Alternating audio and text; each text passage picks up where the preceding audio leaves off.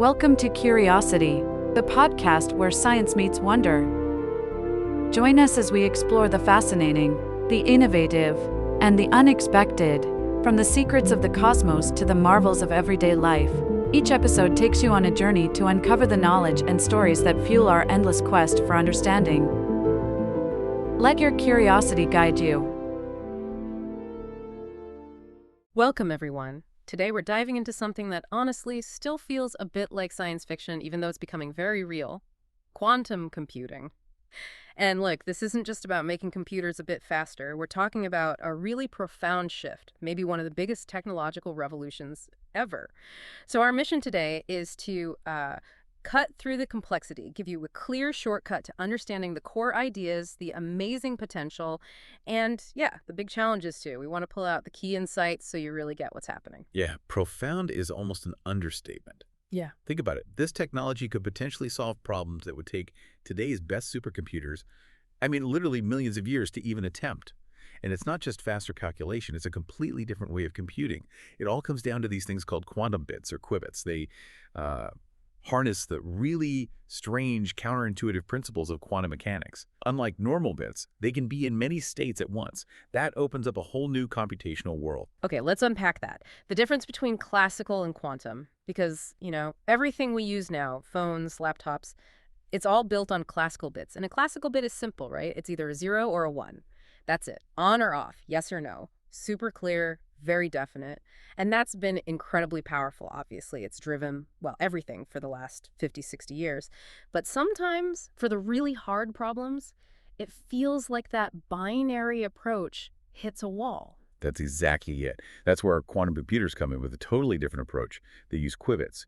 And the key thing, the really mind-bending part, is that a qubit isn't just a 0 or a 1. Because of quantum mechanics, it exists in a superposition. It's kind of both 0 and 1 at the very same time. Think of a classical coin flip. It lands heads or tails. Yeah. Definite. A qubit is like that coin spinning in the air, embodying both possibilities until you actually measure it. Right, until you look. Exactly. And this isn't just a tweak. It's a fundamental reimagining of computation. It opens doorways to solving problems in ways that seem almost magical compared to classical methods, because the underlying principles are just so different from our everyday experience. So, connecting this back to you listening, why should you care deeply about this leap? What's the real promise here? It's about tackling problems that we currently just can't. Things like accurately modeling complex molecules for drug discovery, which baffles even supercomputers today, or designing brand new materials with amazing properties, or maybe even improving complex climate models. We're not talking small improvements. We're talking potential breakthroughs currently way beyond reach. Quantum computing could let us solve problems we haven't even fully grasped yet. It's a huge vision. And, this idea didn't just pop up yesterday. Its roots actually go back to the early 1980s. It started more as a theoretical insight. Physicists, people like Richard Feynman and David Deutsch, they looked at how nature works at the quantum level, the rules governing the smallest things, and they asked this really groundbreaking question, which was, if nature itself operates quantum mechanically, maybe we could build computers that do the same. Why not harness those principles? Their insight was that by mimicking how nature computes, we could potentially unlock, exponential increases in computational power, at least for certain types of problems. It was the seed of this whole field we're talking about now. Okay, so to really get quantum computing, we have to grapple with some seriously weird concepts from quantum mechanics, ideas that totally clash with our daily experience where things are solid and definite. And here's where it starts to get really interesting. Maybe the first big hurdle for intuition: superposition. It is absolutely foundational, yeah. And probably the toughest one to really wrap your head around intuitively. Superposition basically means that tiny particles at the atomic level can exist in, multiple states or places simultaneously until you measure them. It's completely different from classical physics where, a ball is here or there, not both. Right. The classic example, though maybe a bit overused, is Schrodinger's cat. Ah, yes, the cat in the box. Right. The thought experiment, where the cat's fate is linked to a quantum event. So until you open the box, the cat is considered both alive and dead simultaneously. Now that sounds absurd for a cat, but for tiny particles like electrons, it's actually how things work. An electron really can spin both clockwise and counterclockwise at the same time. It's not choosing. It exists in this sort of probability cloud of possibilities until we force it to pick by measuring. What's fascinating, truly fascinating, is that this isn't just a weird quirk. It's a fundamental aspect of reality we can now potentially harness for computation. It's like the universe has this built-in parallel processing, and we're just learning how to plug into it. Okay, brain officially bent. And if superposition wasn't strange enough, then we get to entanglement. This is the one Einstein famously called spooky action at a distance. It sounds impossible, like information traveling faster than light, breaking all the rules. Can you demystify this? Because it feels like the weirdest part of all. It is incredibly weird. Entanglement is this deep connection where two or more particles become linked, forming a single quantum system no matter how far apart they are. The really spooky part is that if you measure something about one particle, say its spin, you instantly know the corresponding state of the other particle, even if it's light years away. Instantly. Instantly. The connection persists over potentially vast distances. It creates these non-local correlations that just defy our classical sense of space and time. There's no signal traveling between them. It's like they're still fundamentally connected as one thing. Imagine two entangled dice miles apart. If one lands on a 6, absolutely instantly, the other landed on a 1. Every single time. Yeah. No communication needed. It's this deep inherent quantum link. Not magic, just very, very weird physics. Wow. The idea of information being linked like that, instantly across distances, the computational power implied is just staggering. Imagine networks connected in that fundamental way. Exactly. It implies a level of interconnectedness far beyond classical limits. Yeah. And then the third piece that ties it together is quantum interference. This one might feel a little more familiar. Okay, like waves interfering, like sound waves canceling each other out if they're out of phase or getting louder if they're in phase. Precisely. You got it. We see wave interference all the time. In the quantum world, it's a key mechanism. Quantum states, because they have wave-like properties, can also amplify or cancel each other out. And this is crucial for algorithms. It allows them to cleverly amplify the probability of measuring the correct answer while simultaneously canceling out the probabilities of measuring the incorrect ones. Think of it like this. Superposition lets the quantum computer explore many paths at once. Interference then acts like a guide, strengthening the paths leading to the right solution and making the wrong paths essentially disappear. It's how quantum computers can efficiently sift through a huge number of possibilities to find the answer, like making the needle glow brightly in the haystack. That's the key to achieving quantum advantage. Okay, so we've got these mind-bending principles: superposition, entanglement, interference. But how do these translate into the actual hardware? We said a classical bit is just 0 or 1. But a qubit, it's clearly much more. Let's dive deeper. What is a qubit, fundamentally? Right, so the qubit is the fundamental unit of quantum information. But its power, as we said, comes from existing in that superposition of both 0 and 1 simultaneously. But it's more nuanced than just being fuzzy. Mathematically, we describe a state using probability amplitudes. These are complex numbers. They tell you the probability of getting 0 or 1 if you measure it, but they also contain phase information. Phase, like a wave's phase. Exactly like that. This phase is crucial because it's what enables quantum interference, the amplification and cancellation we just talked about. So a single qubit holds vastly more information than a classical bit because it represents a whole spectrum of possibilities, plus this phase relationship. And the truly mind-blowing part happens when you link qubits together. This is where the exponential scaling comes in. Let's connect this to the bigger picture. Take two classical bits. They can represent one of 4 states, 0, 1, 10, or 11, but only one state at a time. Right, one combination at a time. Now, take two qubits. Thanks to superposition and entanglement, these two qubits can exist in a superposition of all 4 states simultaneously. They're exploring all 4 possibilities at once. Hold on, just 2 qubits cover all 4 states at the same time? That's already a huge difference. It is. And it scales exponentially. 3 qubits can represent 2 to the power of 3, which is 8 states simultaneously. 4 qubits, 16 states. N qubits can represent 2 N states all at once. This exponential growth is the core reason for quantum computing's potential power. With just, say, 300 qubits, you could represent more states simultaneously than there are atoms in the known universe. That ability to process information in parallel on such a massive scale is just completely beyond any classical computer. That scale is just hard to fathom. Okay, but these qubits sound incredibly delicate. How do we actually build them? What are they physically made of? Excellent question. It's a massive engineering challenge, and there's no single answer. Different groups are pursuing different physical systems. It's a very active area of research. One of the leading approaches used by companies like IBM and Google involves superconducting qubits. They essentially use tiny electrical circuits made from superconducting materials. Superconducting, meaning zero electrical resistance. Exactly. But only when they're cooled down to incredibly low temperatures. We're talking colder than outer space, just fractions of a degree above absolute zero. At these temperatures, these circuits, often using something called a Josephson junction, behave quantum mechanically. They can carry current in multiple states at once, forming a qubit. These systems are generally known for their speed. The quantum operations can happen very quickly. But obviously, maintaining those extreme cold temperatures and shielding them from any noise is a huge engineering hurdle. Okay, so that's one way. What else? Another major approach is using trapped ion systems. Companies like IonQ are pioneers here. They take individual atoms, ionize them, give them electric charge, and then suspend them in electromagnetic fields like a tiny magnetic cage. So each atom is a qubit. Precisely. Each trapped ion acts as a very stable qubit. Scientists then use incredibly precise laser pulses to manipulate the quantum states of these ions. The big advantage here is usually longer coherence times. Meaning the quantum state lasts longer before breaking down? Correct. They're generally more stable than superconducting qubits. The trade-off is they often operate more slowly, and scaling up to hundreds or thousands of individually controlled ions in a trap has its own set of complex challenges. And a third contender is photonic quantum computers. These use individual particles of light photons as qubits.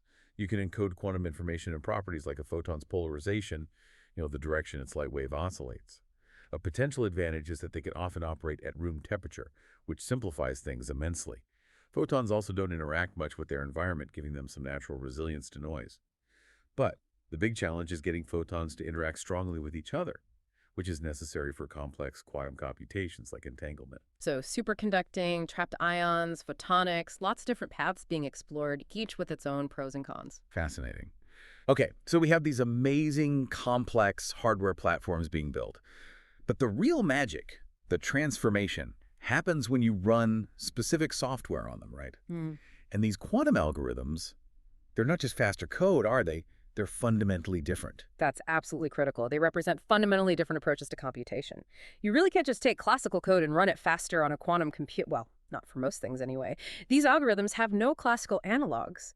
They are designed specifically to exploit superposition, entanglement, and interference to find solutions in ways classical computers simply cannot.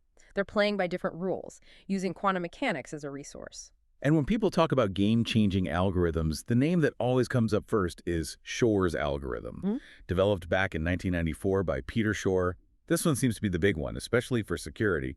Here's where it gets really interesting, maybe even a bit scary. It certainly grabbed everyone's attention, and rightly so.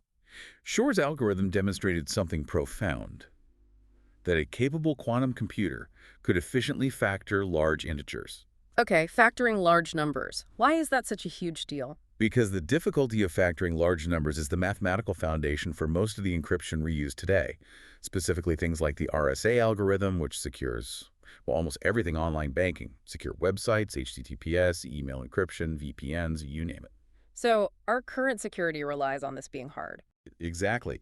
Classical computers, even the biggest supercomputers, would take thousands, maybe millions of years to factor the large numbers used in modern encryption. Shor's algorithm, however, uses quantum tricks. It finds something called the period of a specific mathematical function related to the number you want to factor. It uses quantum parallelism via superposition to check many inputs at once, and then quantum interference makes the correct answer, the period, stand out when you measure it. Knowing the period lets you find the prime factors very quickly. The implications are, frankly, enormous. Our entire internet security infrastructure, built on the assumption that factoring is practically impossible, could be rendered obsolete. A large enough quantum computer running Shor's could potentially break this encryption in hours or days. Hours or days? That's unsettling. It is. Yeah. And that's why there's a huge global effort underway now to develop and deploy post-quantum cryptography, new encryption methods that are believed to be secure even against quantum computers. It necessitates a complete overhaul of internet security infrastructure. It's not an immediate threat today, but the clock is ticking. So what does this mean for your everyday digital security? It means the locks on your online bank account, your secure emails, maybe even your smart thermostat's connection. The fundamental security relies on something that quantum computers could, in theory, break relatively easily down the road. It's a massive wake-up call. It really is. But quantum algorithms aren't all about breaking things. There's another incredibly important one called Grover's algorithm, developed by Love Grover in 1996. This one offers a quadratic speedup for searching unsorted databases. Okay, quadratic speedup. What does that mean in practice? Imagine you have a massive, completely jumbled list of n items, like a phone book with no alphabetical order. To find a specific name classically, on average you'd have to look through about half the list, so roughly n2 checks. Grover's algorithm, using quantum superposition and interference in a different way, can find that item in approximately the square root of n checks. So not exponential like Shor's, but still much faster. Exactly. For a list of 1 million items, classical might take 500,000 checks on average. Grover's might do it in about 1,000 checks. That's a significant advantage, especially for large databases. It has potential applications in optimization problems, database searching, even aspects of AI where you need to search through many possibilities. And it's not just Shor and Grover, right? People are developing new algorithms all the time for specific areas like chemistry or AI. Absolutely. The field is constantly evolving. For example, there's the variational quantum eigensolver, or VQE. It's a type of hybrid quantum classical algorithm designed to find the ground state energies of molecules. Why is that important? Knowing the lowest energy state of a molecule is fundamental to understanding its properties and how it will react. VQE could potentially revolutionize drug discovery and material science by allowing much more accurate simulations of molecules than classical computers can handle. Imagine designing a new drug or catalyst by precisely simulating its quantum behavior first. Then there are things like quantum approximate optimization algorithms, or QAOA. These are aimed at tackling complex combinatorial optimization problems, things like finding the best rate for a delivery truck's lead, optimizing financial portfolios, or even training certain machine learning models. They aim to find very good, though perhaps not perfectly optimal, solutions much faster than classical methods. It really shows the sheer breadth, doesn't it? From understanding the fundamental nature of molecules to solving complex logistical puzzles that businesses face every day. It's a whole new toolkit. Okay, the potential is clearly immense, almost unbelievable. But like any huge technological leap, there have to be major hurdles. If this is so powerful, why don't we all have quantum laptops yet? What's the really big roadblock? Yeah, that's the critical question. And arguably, the single biggest challenge is a phenomenon called decoherence. As we've hinted, qubits are just exquisitely sensitive to their environment. Their quantumness, the superposition, the entanglement is incredibly fragile. Unlike robust classical bits, the slightest thing can destroy it. Like what kind of thing? Oh, almost anything. A tiny vibration, a stray magnetic field, a tiny change in temperature, even a single stray photon bouncing off it. Any interaction with the outside world can cause the qubit to lose its quantum state and collapse into a simple classical 0 or 1. That's decoherence. It essentially kills the quantum computation. And the problem is, in today's best quantum computers, this happens really, really fast on timescales of microseconds to maybe milliseconds. That's just not long enough to run the really long, complex algorithms like Shor's for large numbers. It's like trying to perform a delicate hour-long surgery in only 1/10 of a second. Microseconds. Yeah. Okay, so if they're that fragile, how on earth do you build a reliable computer? How are scientists tackling this fundamental instability? This is where the concept of quantum error correction, or QEC, comes in. It's a massive field of research in itself. The basic idea is ingenious, but complex. Instead of storing your quantum information in one single, fragile physical qubit, you encode it across multiple physical qubits in clever ways. You spread the information out redundantly. Like having backup copies. Sort of, but much smarter than that. It's done in a way that allows you to detect and correct errors that inevitably happen to the individual physical qubits without actually measuring or destroying the underlying quantum information you're trying to protect. You measure properties of groups of qubits to figure out if an error occurred and where, and then you can fix it. One of the most promising methods is called the surface code. It involves arranging your physical qubits in a two-dimensional grid, almost like a checkerboard. To get just one stable, error-corrected logical qubit using the surface code, you might need hundreds or even thousands of these physical qubits. Thousands of physical qubits for just one logical one. Yes, the overhead is enormous. But this vast redundancy allows the system to tolerate a certain level of errors in the individual physical qubits. And there's a really important theoretical result called the threshold theorem. It essentially says that if you can get the error rate of your individual physical qubits below a certain critical threshold for the surface code, maybe around 1% error per operation, then adding more physical qubits to your logical qubit actually makes the logical qubit exponentially better, exponentially less likely to fail. This theorem is crucial. It gives us a roadmap. It tells us that large-scale, fault-tolerant quantum computing is theoretically possible, provided we can hit that error threshold and build systems with enough qubits. But hitting that threshold consistently across millions of qubits is the grand challenge. So where does that leave us today? We're currently in what's called the noisy intermediate scale quantum, or NISQ era. Yeah, NISQ. These are devices with maybe 50 to around 1,000 qubits. They're impressive, but they lack full error correction. They're noisy, prone to decoherence and errors. They can potentially demonstrate quantum advantage for specific problems, like Google's Sycamore experiment aimed to show.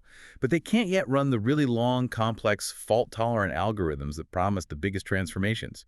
They're powerful experimental tools, pushing the boundaries, but they're not the final destination. Okay, so it's clear this is a huge global effort, not just one lab somewhere. It feels like a real race is on. Who are the major players? What are the big milestones people are hitting? Because you hear announcements all the time. It is definitely a dynamic and very competitive landscape, absolutely.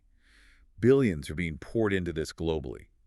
You mentioned announcements. Google made a big splash in 2019 with their Sycamore processor. They claimed quantum supremacy, which was a bit controversial as a term, but the experiment in itself was significant. They performed a specific, very tailored quantum calculation in about 200 seconds.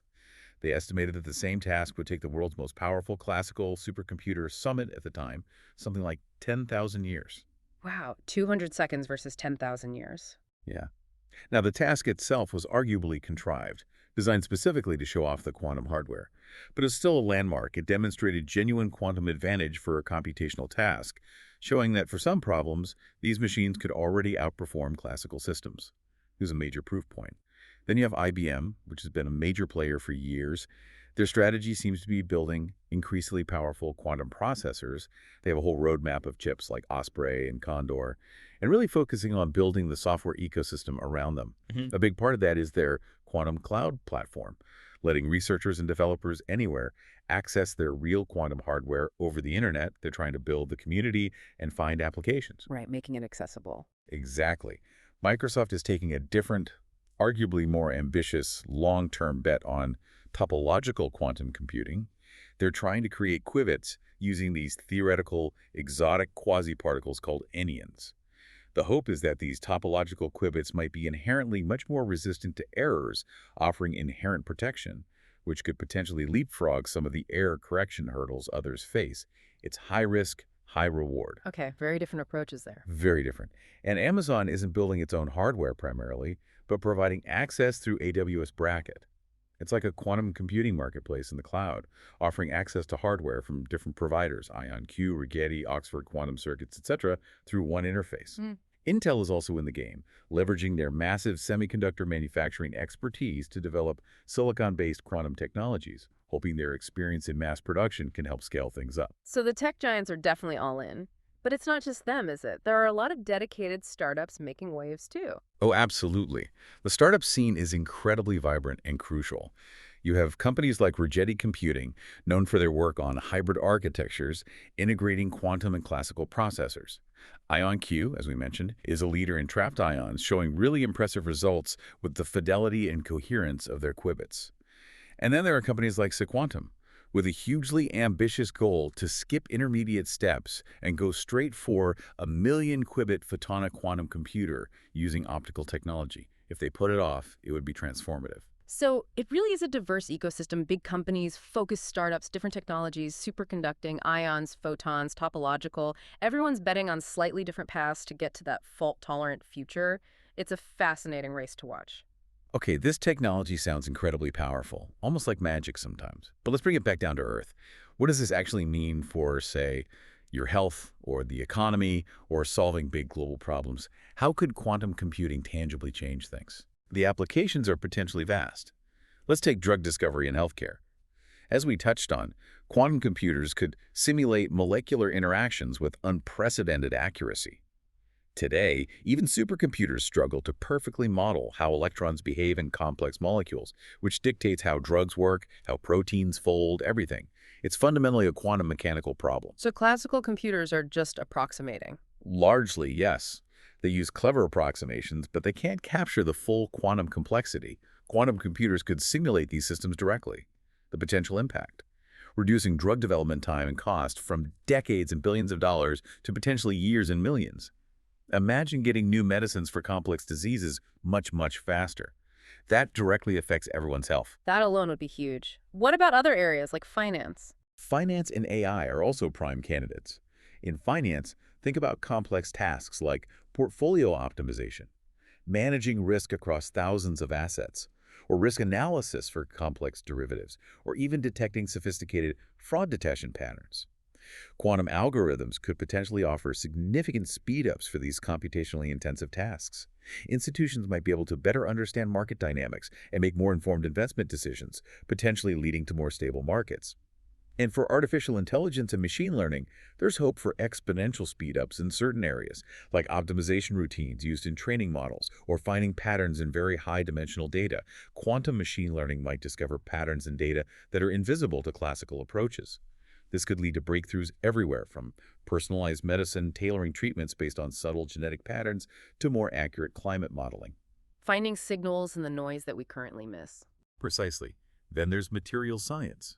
Similar to drug discovery, quantum computers could accelerate the discovery and design of new materials with specific desired properties. Think better batteries for electric cars, more efficient solar cells, or no catalysts for industrial processes. Instead of trial and error in the lab, you could design them computationally by simulating their quantum behavior. And finally, let's revisit cryptography. We talked about the challenge Shor's algorithm breaking current encryption, but there's also a huge opportunity. Quantum mechanics enables new forms of secure communication, like quantum cryptography protocols, specifically quantum key distribution.